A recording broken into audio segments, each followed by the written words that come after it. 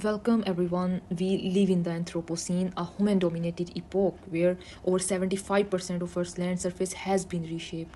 Cities rise, forests fall, and climate shifts. But a radical question is emerging: can we bring the wild back?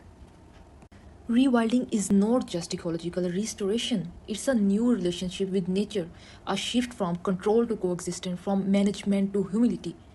So question is, what should we restore and to when? Should we aim for pre-industrial baselines or something else entirely? Climate change has rewritten the rules. Restoration may no longer be about going back but about building futures ready ecosystems. Wolves reshaped Yellowstone's rivers, beavers engineered wetlands, but are keystone species still ecologically viable in novel, fragmented landscapes? Another question is, can rewilding fight climate change? Rewilded ecosystem can store carbon, reduce floods, and resist fire. But how do we scale these benefits without oversimplifying complexity?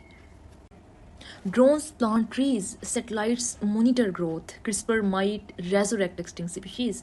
But ethical questions loom large. Can we rewild responsibly in a techno driven world?